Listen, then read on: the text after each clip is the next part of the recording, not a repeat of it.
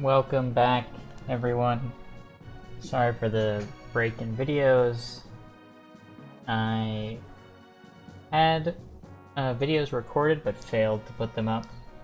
I was gone for the last week, just out visiting my parents back home. Didn't have my computer or anything, just was relaxing. So, let's just jump back into where we left off. And so, that means we're going to start this episode, as always, with a probably pretty long intro of me doing what I don't believe can actually be classified as voice acting, as it's pretty rude to people who actually make that their job. It appears I spent only 99 turns on the last chapter. Let's see what's in store for us in Chapter 4, Dance in the Skies.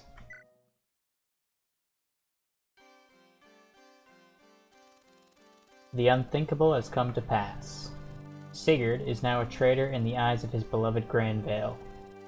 In desperation, his army flees to find refuge in the northern kingdom of Selesis.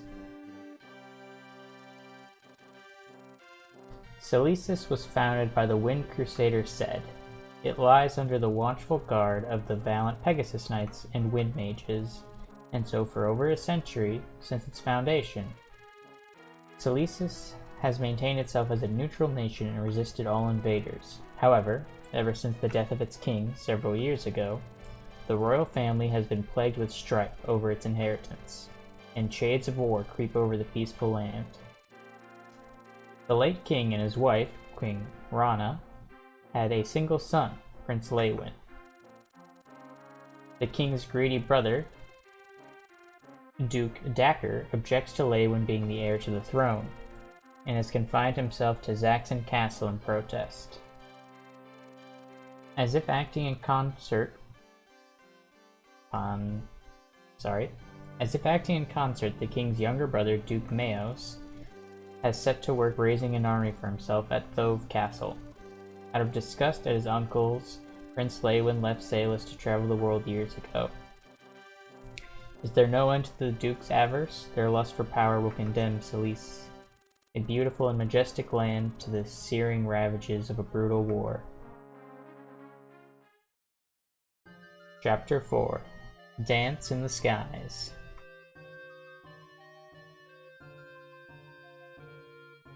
Selesis.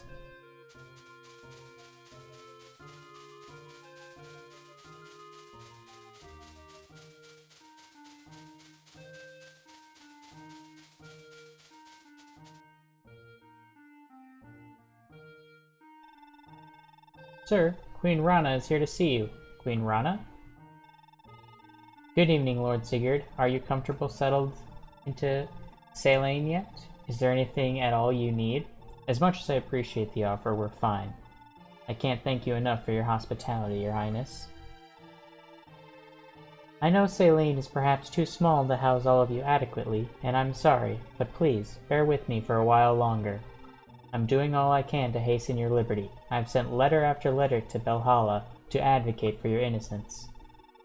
As of yet, however, I've still heard nothing at all from King Asmer. This has to be Reptor's doing. First he betrays my father, and now he's stopping all of your letters. He must be. Calm yourself, Lord Sigurd. I know well the pain you're feeling, but you cannot let your grudges rule you. Your anger will not save your father. Hatred will only destroy you from within.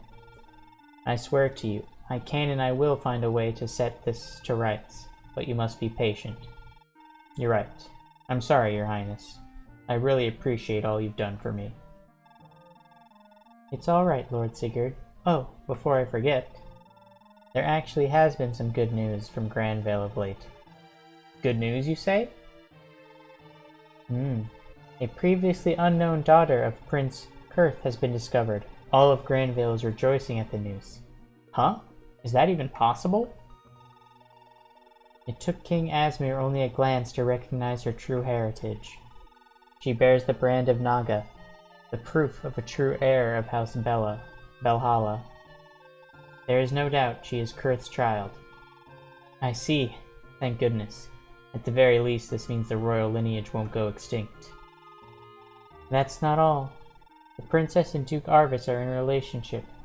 King Asmir has given his blessing, and a magnificent wedding will soon be held. Arvis? Really? All who've seen the happy couple eagerly attest that this beautiful princess and Duke Arvis are perfectly matched together. To say nothing of how happy the couple is said to be. Young love is wonderful, isn't it? Oh, Lord Sigurd, I'm so sorry. I forgot your wife is still... Deirdre. My wife's still gone, yes. It's been over a year since she vanished. She's missed an entire year of watching Seliph grow up. I'm so sorry, Lord Sigurd, but cheer up. I know you'll reunite someday. You're right. I feel it too. I can't give in to sorrow just yet. I can't give up on finding her. Pardon me, milady, but the hour is late. We should be on our way soon. Ah, of course. I'll be with you in a moment. Lord Sigurd, one last thing. Beware of Duke Maos of Thove. I regret to say that my brother-in-law has a long hunger to claim Selene for himself. It's only a matter of time till he goes so far as to attack you. I wish I could provide you with reinforcements, but... I know. The capital is under the very same threat from Duke Dacker of Zaxxon. You cannot afford to weaken your own guard. Dacker will pounce upon you given even a hint of weakness. Don't worry about it, Your Highness. There's nothing the Thove army can throw at us that we can't handle. Ah, of course. I should be more confident in such veteran heroes as yourselves. Oh, I've been talking for so long, I lost track of time. Take care, Lord Sigurd. You too, Your Highness. Thank you. Mother, aren't you forgetting somebody? You've just chatted for hours and hours with Sigurd, yet you can't even acknowledge your own son. My son? The one who abandoned me 2 years ago, going God knows where? How do I talk to someone who's clearly not here? So is that how it's gonna be, is it? You're still mad at me, then? Of course I am. Do you have any idea how hard it was without you, and how worried I've been after you? That my own son could be so cold-hearted. I thought I knew you were better than this. Look, I know you're upset, but I had my reasons for all this.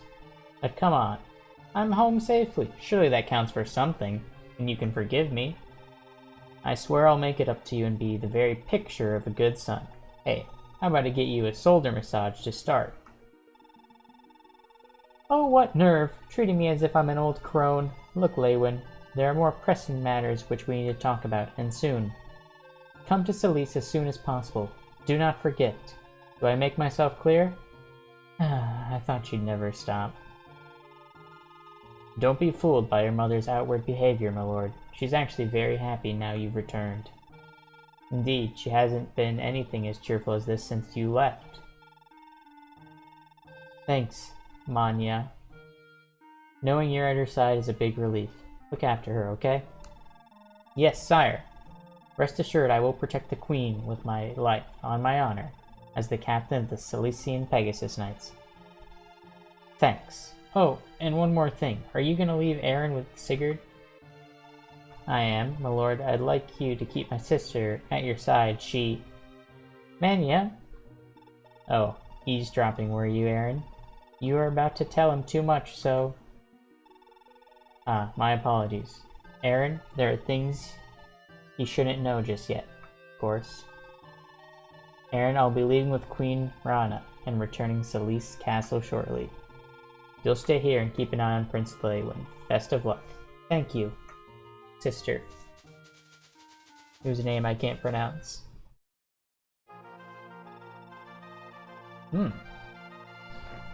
Sigurd. We'll now be taking our leave. It's high time we return to Leonster. Rest assured, we'll be back, this time leading the full military might of Leonster to your aid. May the day come soon, my friend. I'm going with Quan, Sigurd. Don't worry, though. We'll be back before you know it. Take care of yourself. By your leave, sir. I'll be departing with my lord. Thank you for all you've done for us. Don't give up, sir. One day, I know that charges against you will be cleared, and your good name restored. I know you can do this. Thank you. You've got quite the journey back to the Unster ahead of you. I wish I could do more to help you on your way. May your journey be a safe one.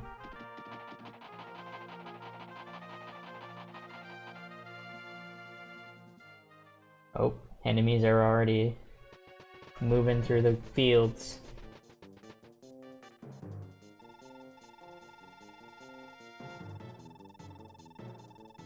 How do I say this?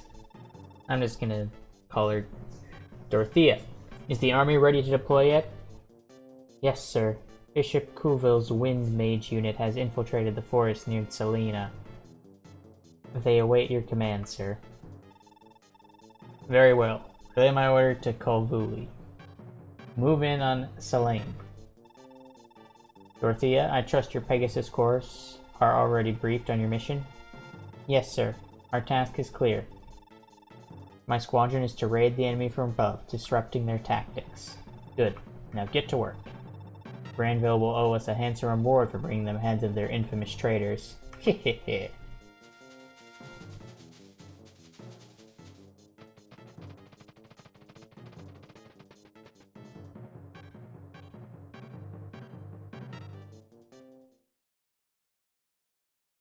And we finally start. I know. Ooh. I might say this a lot, or I don't know if I've said it yet. But apologies for my bad names. I find like the names pretty hard in this. I think that's because it's a translation patch, and so it's probably pretty faithful to like some of the sounds. They just don't roll off the tongue well for me. I'm not sure I'm supposed to pronounce them. So we're starting here, and we did lose 3 really good units. Juan, Ethlyn, Finn, and then we technically also lost Deirdre, but I couldn't deploy her last chapter, so can't do too much about that. Okay, so we have many villages along our way to the north, and a few pirates nearby to raid them, but they seem pretty weak. Well, I say that.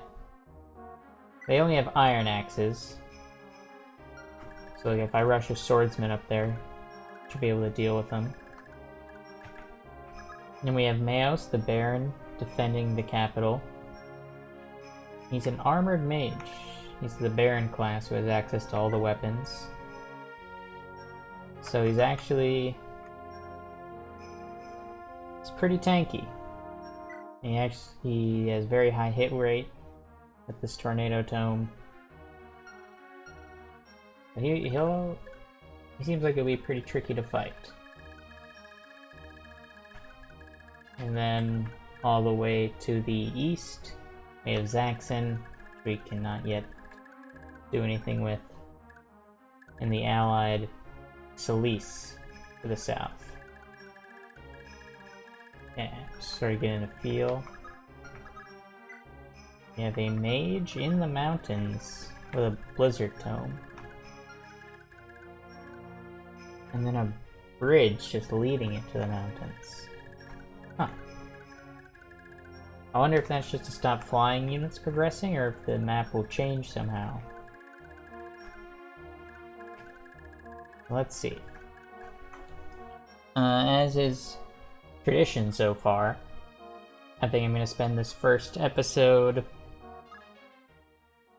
doing some arena grinding to get a bit more bonus experience. Keep funds up. Although we do... I feel bad for Arden. He's very weak at this point. Let's see. But before I do, a quick recap of last time. I ended up getting a lot of characters. Let's see where I can show. It doesn't be here. I think I've properly been pairing people. Azel and Adine are paired together. Lex has no one. Dude, Jamak have no one. Pollen is with Ira, my second pairing. Laywin is with Aaron. Sylvia with Alec. Marquises is with Beowulf. So the people who aren't paired are as follows. Got Lex, Arden, Noish, Midir, Du, Jamek, Claude, Tiltu is her translation for Fire Emblem Heroes, and Bridget. So it seems like women are the limiting factor of who you can get. I don't know. Bridget could get with Midir. Here it is. This is Holy Blood. So they're both archers, and if I remember last time they had a talk conversation together, which I think improves. I can just check actually. With the old man. You've had Midir dwelling on your mind.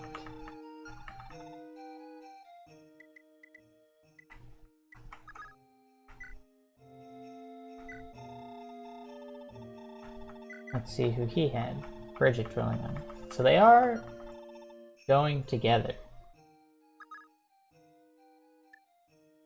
And they do both use bows. Which is something, you know?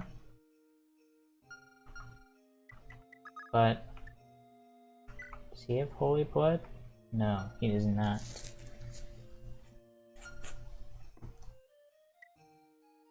So I want, before I decide, we have a few talk conversations. Sigurd and Claude, Adele and Adine, Adine and Azel. Okay, so that doesn't really help me much, but I am gonna try to quickly think of who to pair Bridget and Tiltu with.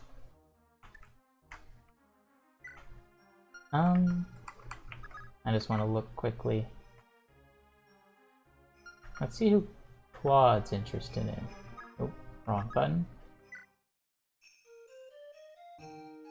Because from my vague knowledge of the game, Holy Blood is important. God, I'm good with words. And so Bridget has the Holy Blood of Ulir. Lex has the Holy Blood of Nier.